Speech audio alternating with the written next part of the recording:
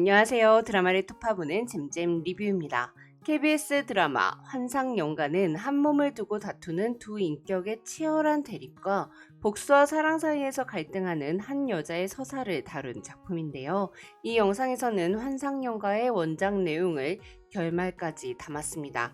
사조현이 두 개의 인격을 갖게 된 이유와 사조현의 또 다른 인격인 아키의 최후, 아키가 게라에게 집착하는 이유, 연월의 가문이 멸문지화당했던 진짜 이유, 사조현과 게라의 상상을 뛰어넘는 결말까지 모두 알려드리니 스포가 싫으신 분들은 시청을 고려해주세요. 그럼 바로 시작합니다. 아사태국 선왕 21년, 선왕은 역심을 품은 연풍학과 그 가문을 멸하라는 유언을 남기고 숨을 거뒀고 태자 사조현이 왕위에 올라 선왕의 유지를 받들어 연씨 가문을 멸했습니다. 또한 현왕의 생모인 자천 왕태우가 선왕을 시해했음을 인정하자 사조현은 친모인 자천 왕태우를 패하고 사약을 내렸죠. 이후 사조현은 인격이 두 개로 분리되며 광증을 앓기 시작합니다. 한편 여주 연월은 연씨 가문 연풍학의 외동딸로 차기 가주가 될 예정이었으나 하루아침에 부모님과 가문, 자신의 이름까지 모든 걸 잃게 되자 복수를 위해 게라라는 이름으로 살며 자객 집단인 바람칼의 수장이 되죠. 게라는 자신의 가문을 멸문지화한 현왕을 죽이고자 무의로 이장해 궁에 잠입했고 드디어 현왕의 목에 칼을 겨누었습니다. 그런데 왕이라는 작자가 자객이 침입해도 전혀 놀라지 않으며 평생 내 생각만 했다고 내가 아직도 왕으로 보이냐는 말을 하는 거예요. 이후 게라는 수목향 때문에 정신을 잃고 쓰러졌고 과거의 기억을 잃은 채 후궁 은효비에 책봉됩니다. 자객이었던 게라를 후궁에 책봉한 것은 현왕의 또 다른 인격인 아키였는데요. 아키가 게라를 후궁에 책봉하여 자신의 여자로 만들려고 했던 이유는 다른 거 없어요. 그냥 너무나도 사랑하기 때문이었죠. 아키가 게라를 왜 사랑하게 됐는지는 뒤에서 아주 자세하게 말씀드릴게요. 사조현은 자신의 자아가 갇혀있는 동안 자신을 죽이러 온 자객을 후궁으로 들인 아키의 소행에 분노하며 후궁전으로 달려가 게라를 죽이려 하지만 도리어 아키에게 몸의 통제권을 빼앗기고 맙니다. 아키는 게라에게 연시를 써서 보내며 사랑을 마음껏 표현하고 모든 기억을 잃은 게라는 자신을 따뜻한 눈으로 바라봐주며 손을 잡아주는 아키에게 빠져들게 되죠. 아키는 사조현을 완전히 없애버리기 위해 충타라는 무당을 불러 아키를 영원히 밖으로 나오지 못하도록 봉인하는 봉암사를 하려 합니다. 하지만 충타는 사조현의 충직한 신하인 늑내간을 통해 지금 왕의 몸을 지배하고 있는 것이 아키라는 것을 알아챘고 봉암살로 아키를 봉인하고 원래 인격인 사조현을 깨워냈습니다. 사조현은 게라를 덫으로 이용해 자신에게 자객을 보낸 배후 세력을 잡고자 게라의 초상화와 함께 왕이 후궁을 들였다는 소식을 도성 곳곳에 방을 붙여 알립니다. 그리고는 사냥터에 게라를 데리고 가죠. 한편 과거 연씨 가문의 가신이었던 양제이는 게라를 천하제일의 자객으로 길러냈고 바람칼이라는 자객 집단을 만들었습니다. 바람칼은 사조현의 이복 형제인 사조융과 결탁되어 있었는데요. 드라마에서는 사조융이 사조현의 형으로 아사테의 왕이 되기 위해 폭주하는 인물로 그려지는 것 같더라고요. 원작에서 사조융은 8년 전 연씨 가문이 몰락했을 때 연월과 양제이를 목숨 걸고 숨겨주었던 인물이며 한 가문이 죄 없이 짓밟히는 것을 보고 이런 폭정은 반복되면 안 된다고 생각했기에 사조현을 죽이고자 하는 게라를 물심양면으로 돕는 인물이에요. 양제이는 게라가 사조현을 죽이러 궁에 들어갔다가 연락이 끊긴 후 후궁이 되었다는 소식을 접하고 사조현과 게라가 사냥을 하러 간 곳에 매복하고 있다가 게라를 만납니다.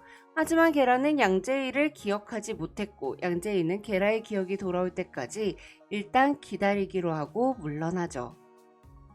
한편 사조현은 사냥터에서 아키와 몰래 약조를 했던 바람칼 단원을 통해 게라의 소속이 바람칼이라는 자객 집단이라는 걸 확인했습니다.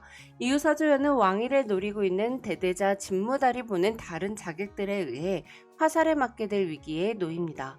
이때 게라가 사조현에게 날라오는 화살을 대신 맞고 사경을 헤매게 되죠. 사조현은 어머니로부터 궁에서 살아남기 위해서는 누구든 섣불리 믿지 말고 항시 경계하며 결국엔 혼자라는 것을 명심하라는 가르침을 받아왔습니다. 그래서 사조연은 항상 외로웠어요. 자신을 향해 웃어주는 사람들의 이면에 칼이 있는 건 아닌지 항상 의심했죠. 그런데 나를 죽이러 왔다는 자객이 제 본분도 있고 자신을 살리려고 목숨을 내놓았습니다. 이에 사조연은 자신을 죽이려는 짐승들로 득실거리는 궁 안에서 온전하게 나의 사람이 되어준 게라를 연모하게 됩니다. 하지만 이내 곧 게라가 바람칼의 말단 자객이 아니라 수장이라는 걸 알게 된 사조현은 후궁 게라에게 유패를 명하죠. 한편 게라는 자신을 연모한다고 생각했던 사조연의 냉랭한 태도에 혼란스러움을 느껴요. 그리고 사조연의 호위무사인 지전서와 궁녀인 홍군이 나누는 대화를 우연히 듣게 되어 자신이 왕을 죽이려 했던 자객임을 알게 되죠.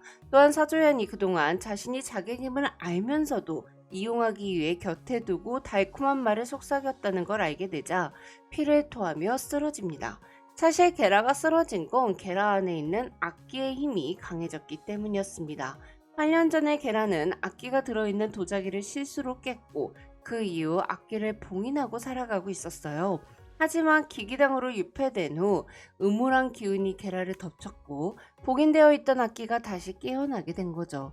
사조연은 사경을 헤매는 게라를 보며 깨어나기만 하면 게라의 과거 따위 전부 묻고 더는 버리지 않겠다고 다짐합니다. 하지만 게라의 상태는 점점 더 심해졌고 사조연은 게라를 살리는 방법을 알고 있다는 아키의 봉인을 풀며 지배권을 넘겨줘요.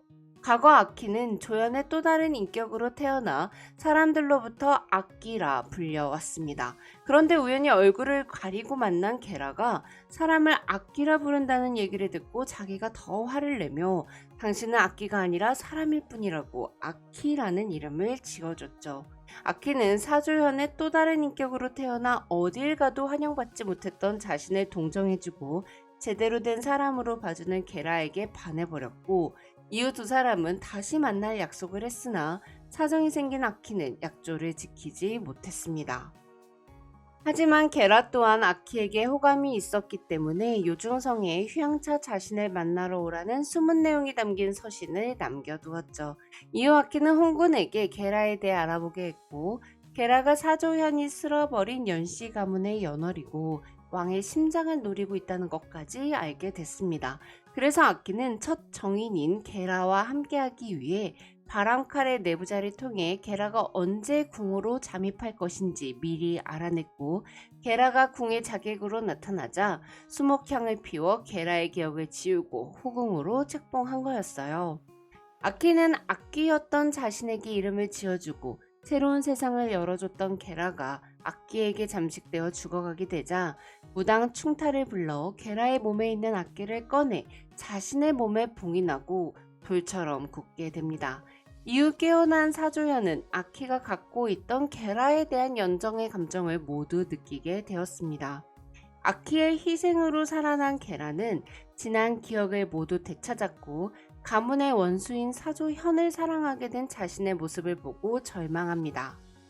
살아난 게라에게 사조연은 사랑을 고백하고 곁에 있어달라 청하지만 게라는 자신이 사조연에 의해 제가 되어 사라진 연씨 가문의 딸 연월이라고 밝히며 내 삶을 망가뜨린 당신에게 복수를 하겠다고 하죠. 사조연은 게라가 연씨 가문 연풍학의 딸 연월이라는 말을 듣고 깜짝 놀라는데요. 지금부터 8년 전 있었던 연씨 가문 몰락 사건의 전말을 모두 말씀드릴게요. 8년 전 진무달은 사조씨의 시대가 끝나고 연씨 가문이 왕위에 오른다는 천명을 전해 들었다며 연풍학과 그의 가문을 멀리 치워내야 한다고 왕을 흔들었습니다. 왕은 악기가 나타난다는 마을에 연풍학과 사조연을 보내 사건을 해결하라고 어명을 내린 후 자객을 보내 사조현을 죽이려 합니다. 태자인 사조현이 죽게 되면 연풍학에게 태자를 지키지 못한 죄를 물어 제거하려고 했던 거예요. 자객들이 쏜 화살촉을 통해 사조현은 아버지가 자신을 죽이려 한 걸 알게 됐고 사조연의 어머니는 아들을 죽이려 한 남편을 도구로 시해합니다. 그렇게 사조연은 왕위에 올랐어요. 하지만 진무달이 선왕의 유언을 조작해 역심을 품은 연풍학과 그 가문을 멸하라는 선왕의 유지를 받들어야 한다며 사조현을 닥달하죠. 사조현은 유지를 받드는 척하며 연풍학과 그의 아내를 미리 다른 곳으로 빼돌렸습니다. 하지만 시간이 지체되어 별채에 있던 연월은 빼돌리지 못했던 거였어요. 연월은 부모님이 돌아가신 줄 알았고 연풍학 내에는 딸 연월의 생사를 알 수 없었죠. 연월의 어머니는 연월을 찾아 밤중에 산을 헤매다 발을 헛디뎌 변을 당했고 연풍학은 부인의 시신을 수습한 후 사조연에게 편지를 남기고 스스로 목숨을 끊었습니다. 그 편지 내용은 혹여라도 나중에 월이를 찾게 된다면 부디 그 아이만은 지켜달라는 내용이었어요. 사조 현에게 스승 연풍학은 아버지에게서 받지 못한 사랑을 주던 사람이었기에 사조현은 연풍학과 그의 가족들을 지켜내지 못한 것을 괴로워합니다. 또한 이 과정에서 사조현은 사조융이 연풍학의 자식이자 연월의 쌍둥이 오빠 연오였다는 사실을 알게 되는데요. 선왕의 후궁인 청명비는 출산 도중 아이가 사망하자 육촌인 연월의 어머니가 낳은 쌍둥이 중 아들인 연월을 납치하여 궁으로 데려간 거였죠. 사조승은 사조현의 친모인 자천왕태후를 혐오했습니다. 자천왕태후가 왕으로 간택되기 위해 다른 후보자인 진무달의 누이에게 독이 든 차를 보내 진무달의 아버지와 누이 모두 사망하게 만들었다는 걸 알고 있었기 때문이었죠. 그래서 사조승은 자천왕태후가 낳은 사조현도 미워했어요. 그래서 청명비가 낳은 사조융만을 사랑하며 그를 왕으로 만들려 했는데 사실 사조융은 사조승의 친자식이 아니었던 거였죠. 한편 진무달은 자천왕태후가 자신의 누이를 독살했을 때와 같이 선왕을 죽였다는 걸 알게 됐고 이 사실을 빌미로 자천왕태후를 협박하며 제멋대로 부리려 합니다. 자천왕태후는 아들을 지키기 위해 선왕을 죽였다고 자백하며 사조연에게 힘이 없는 옥자는 죽음과 가장 가까운 곳이지만 힘이 있으면 가장 안전한 자리이니 결코 흔들리지 말고 이 어미를 밟고 그 자리에 제대로 올라서서 힘을 기르라고 유언을 남겼습니다. 이후 사조연은 진무달이 어머니를 협박해왔음을 알게 되었죠. 모우의 손에 부왕이 죽었고 진무달의 혓바닥에 모우가 죽었고 참 스승이자 어버이였던 연풍학이 죽었고 부왕은 남의 자식을 후계자로 만들기 위해 친아들인 자신을 죽이려다가 죽임을 당했습니다. 이 모든 진실을 감당하기 힘들었던 사조현은 수마향을 한가득 피워서 스스로 목숨을 끊으려고 했는데 그때 또 다른 인격인 아키가 태어나게 된 거였어요. 사조연이 먼저 자신의 육신을 버리려 했기 때문에 몸의 지배권 또한 아키에게 있었던 거였죠. 이후 현왕은 죽은 자천왕태후와 멸문당한 연풍학의 가문에 대한 복수를 하기 위해 진씨 가문의 씨를 완전히 말리고자 참고 기다렸습니다. 한편 연풍학의 아들을 납치했던 청명비는 게라가 연씨 가문의 딸이라는 걸 안 후 암살을 시도합니다. 사조연은 게라가 궁에 있으면 위험해질 수 있기에 연풍학 내에를 숨겼었던 암자로 게라를 옮겨놓고 게라가 머물고 있던 후궁전에 불을 질러 은효비와 궁인들이 사망했다고 발표하죠. 게라는 암자의 스님에게 사조현이 연풍학 내에를 살렸었다는 진실을 듣습니다. 그리고 다시 궁에 몰래 들어가 사조현을 만나죠. 연월 앞에서 무릎 꿇은 사조현은 내 사람들을 지키지 못하고 그들을 모두 잃어버린 무능한 죄와 기억을 잃고도 나를 받아들이려 했던 너를 기만하고 이용하려 했던 죄를 지었으니 내가 칼을 겨누면 나는 목을 내어줄 것이고 내가 활을 들면 두 눈을 감고 내 화살을 기다릴 것이라고 말합니다. 그대만 보면 자꾸 살고 싶어지니 내게 가장 큰 벌은 내 손에 몇 번이고 죽어주는 것이라면서요. 이에 연월은 살아서 이제부터 내 사람이 되어 연씨 가문을 되살리는 데 힘을 보태고 어떤 상황에서도 내 편이 되어달라 말합니다. 오직 연월의 사람이 되기로 한 사조현은 사조융을 불러 함께 역당의 무리를 처단하고 아사테의 다음 군주가 될 것인지 의견을 묻습니다. 사조현은 사조융에게서 연풍학과 닮은 점들을 보았었기에 왕위를 물려주고 싶었거든요. 그렇게 사조융과 연월은 나라를 바로잡기 위해 사조현의 편에 서게 됩니다. 건국제 당해 진무달은 걸문을 장악하고 사조현에게 왕자에서 내려오라 외치죠. 사조현은 광증이 도진 척 연기를 하며 상투를 자라 진무달에게 보내 궁으로 오면 옥새를 건네겠다고 유인해요. 현의 잘린 상투를 보고 진무달은 사조현이 진실로 미쳤다고 생각하고 병력 없이 사조현의 앞에 섰습니다. 사조현은 수목향을 강하게 피워 진무달의 기억을 지워버렸고 기억을 잃은 진무달은 연씨 가문에 대한 천명 같은 건 없었다고 증언합니다.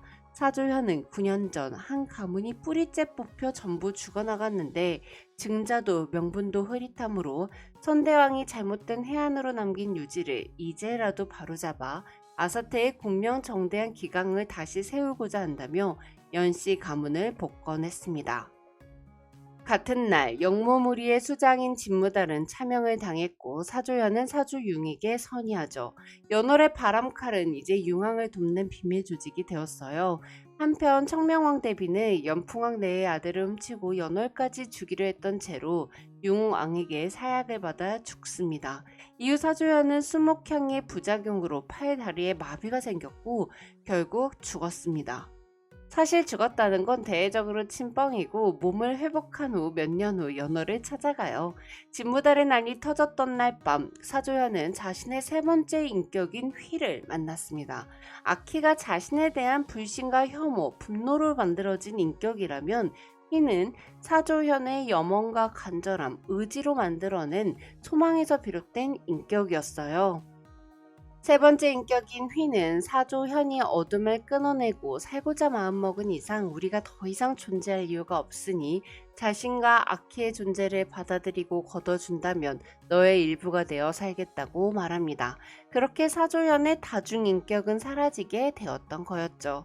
더 이상 왕이 아닌 사조현은 연월과 결혼을 하며 작품은 끝이 납니다. 지금까지 잼잼 리뷰였습니다. 감사합니다.